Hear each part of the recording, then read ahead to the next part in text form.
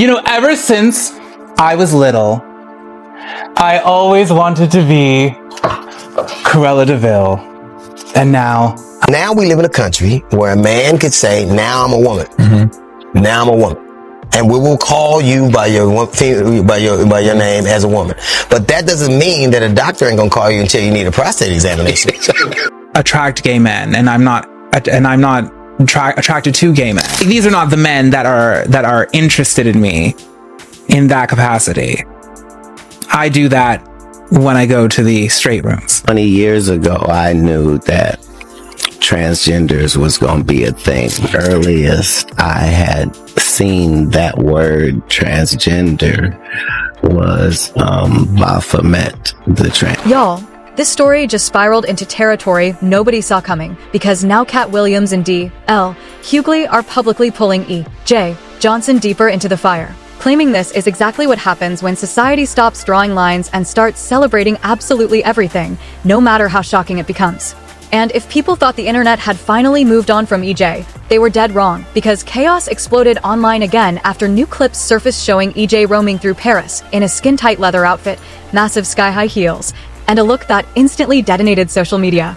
Some viewers looked genuinely disturbed. Others couldn't stop staring. But nearly everybody watching had an opinion ready to unload. And somehow, the outrage became even more vicious once old interview footage started making rounds again, especially the moment EJ confidently declared that they look better than most women and mostly attract straight men. But here's the detail that sent the internet completely over the edge. If a man is emotionally or physically attracted to EJ Johnson, then how are people still calling that man straight? That single question is ripping across social media like wildfire right now, and nobody online seems capable of agreeing on an answer. But behind the cameras, things allegedly get even more complicated, because based on EJ's own comments, there's reportedly been a dramatic identity shift happening quietly over recent years. EJ allegedly no longer identifies with traditional male labels, and now prefers they slash them along with she/her pronouns instead.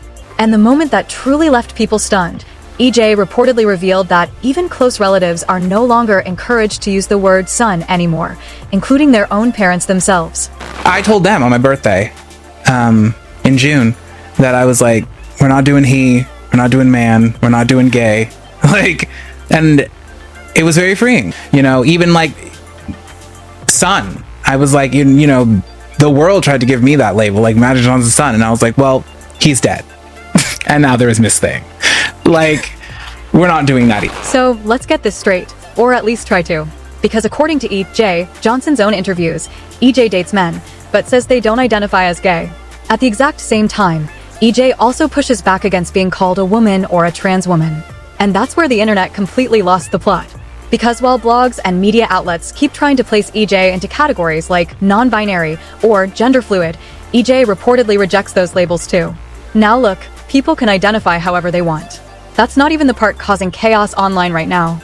The real controversy started when EJ began making statements that many people felt crossed over from self-confidence into pure shock value territory. Like openly claiming to look better than biological women, or repeatedly insisting that straight men secretly want them. And according to critics online, that's the exact moment the conversation stopped being about identity and started feeling more like performance, provocation, and non-stop attention grabbing. In fact, some people are now accusing EJ of intentionally saying outrageous things simply to keep social media talking. And based on the reaction flooding comment sections lately, it's clearly working. But now D.L. Hughley has entered the drama too, and he did not hold back at all.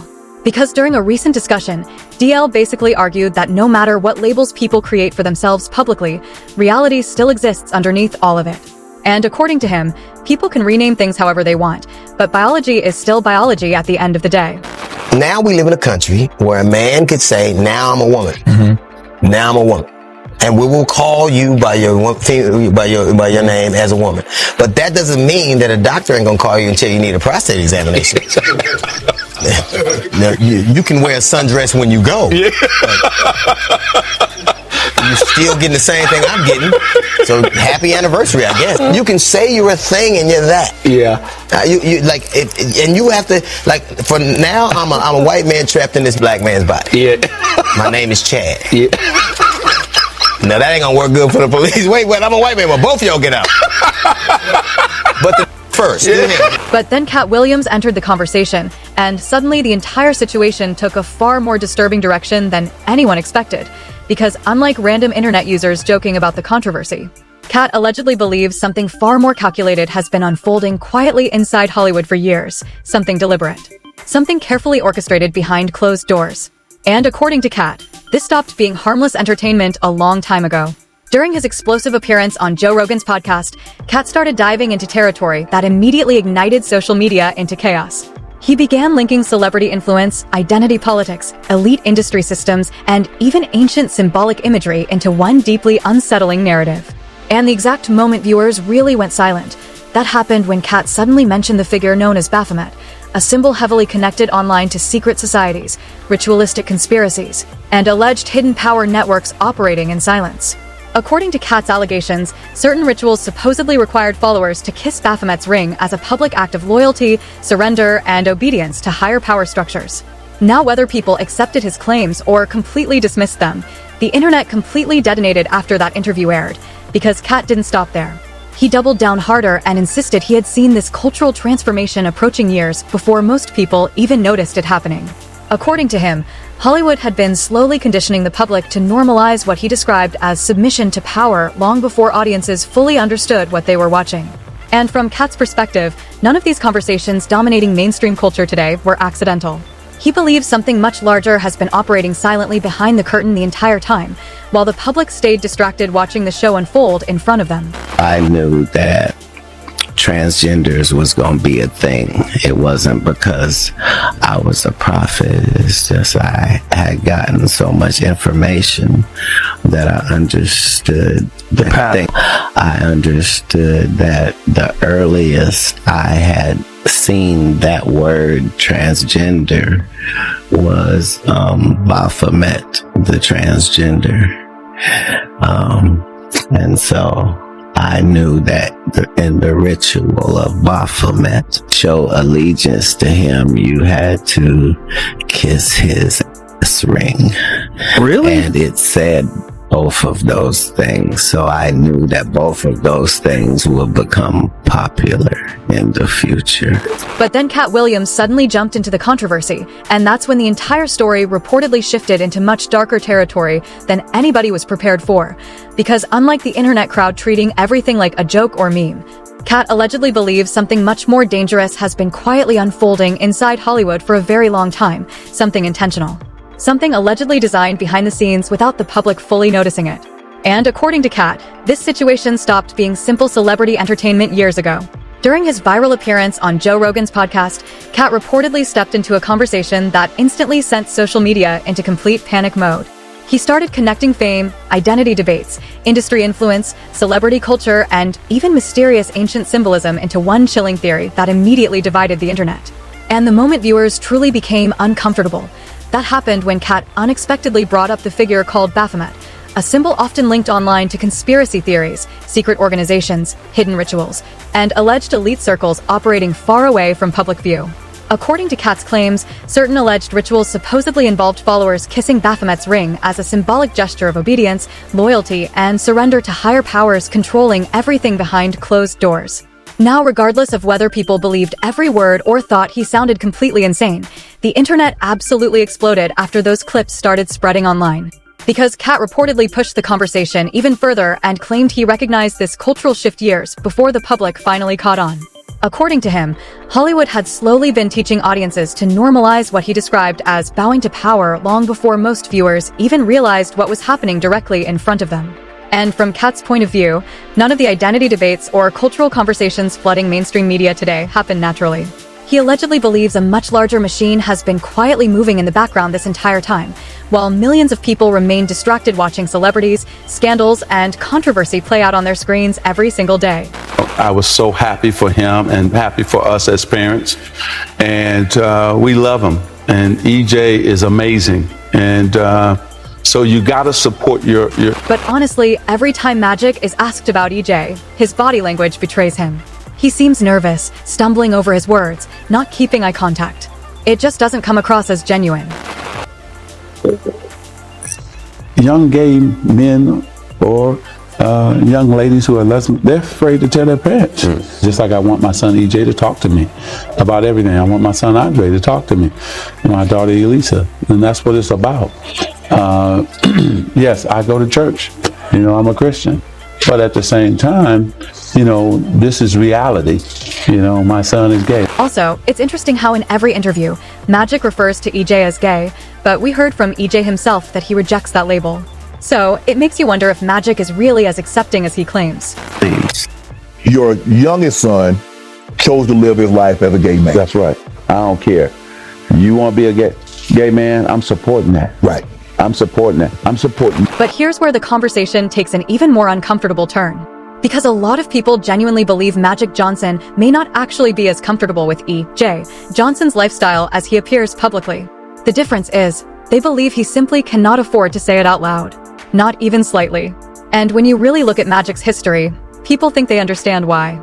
This is a man whose entire public image had to be rebuilt from the ground up after his HIV announcement shocked the world back in the early 90s. His basketball career stopped overnight, the media frenzy exploded, and for years Magic had to fight to transform himself from scandal headline into America's inspirational success story. Now he's a billionaire businessman. Endorsements, investments, corporate partnerships, public speaking, carefully protected branding. His reputation became the product. Which means, according to critics online, even one public statement questioning EJ's lifestyle could trigger absolute chaos around him instantly. Sponsors could panic. Media outlets would attack him nonstop. Social media would label him intolerant overnight. So many people believe Magic had only two choices: adapt publicly or become the next celebrity villain. And according to them, he chose survival. But does that mean he truly agrees with everything privately? That's the question people keep debating online. Because when you think about Katt Williams' theory again, the situation suddenly starts looking very different to some viewers. Katt's entire argument is that Hollywood power structures allegedly force celebrities to smile through situations that privately conflict with their identity, pride, or upbringing. Now think about Magic specifically. An ultra-competitive NBA icon, old-school athlete mentality, hyper-masculine sports culture, a generation raised with completely different values than modern Hollywood. And now his son appears publicly in dresses, luxury heels, makeup, and headline-making fashion moments that constantly dominate social media conversations. To some people, that contrast feels impossible to ignore. Not because they believe something is wrong with EJ, but because they believe it directly clashes with the environment and worldview Magic came from.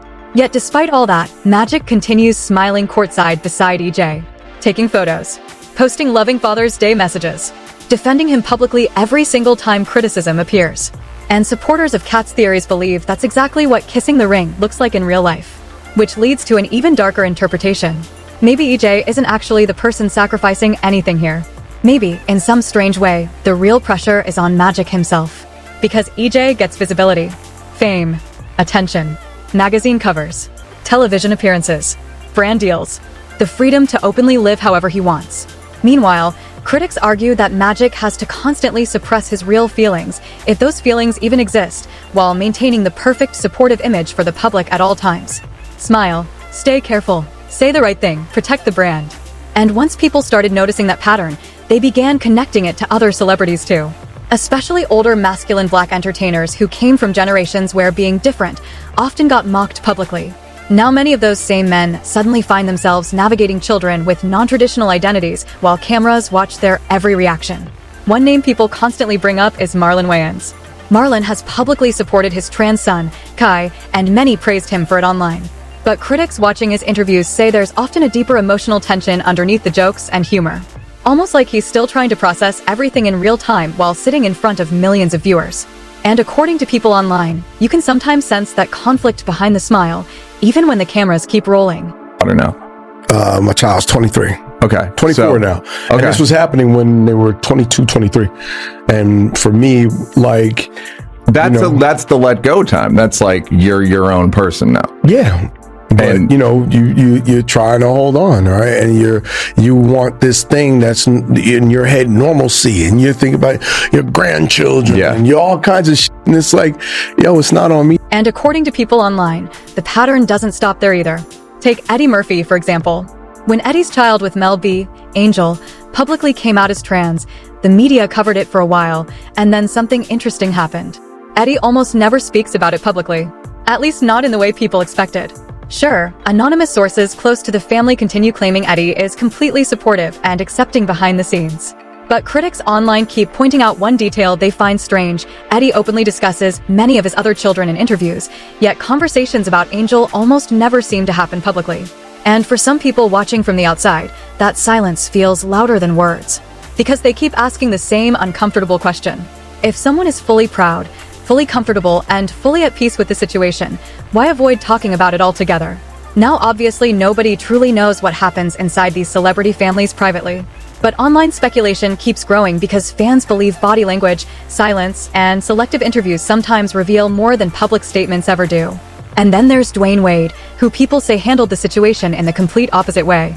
Because unlike the celebrities who stay quiet or guarded, Dwayne became extremely vocal about supporting his trans daughter, Zaya Wade. Interviews, red carpets, magazine features, public speeches, social media posts. He leaned all the way into it publicly. But even that sparked another wave of suspicion online, because critics began claiming the support sometimes felt almost too performative, almost like Dwayne was trying extra hard to prove something to the public before anyone could question him.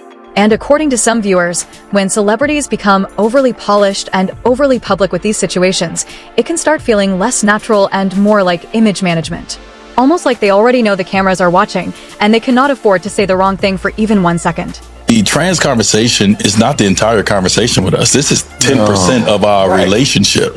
We have we just conversation about anything. Yeah. Chicken fingers, French fries. Remember our conversation on mustard? Yeah, mustard. You know what I mean? I don't want people to think that every time that Zaya and I sit down and have, this daddy-daughter time, and I tell you guys all the time, I always create moments with my village, for my people, right? Especially my kids. I'm going to find these moments. So when people finally stop focusing on the headlines and really examine the bigger picture, many are starting to believe this controversy goes far beyond just one famous family.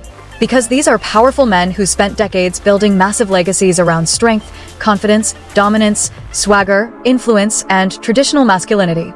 And now, a lot of them reportedly look trapped inside a culture where one uncomfortable opinion, one badly worded sentence, or even remaining quiet for too long can instantly transform them into the internet's next hated villain overnight.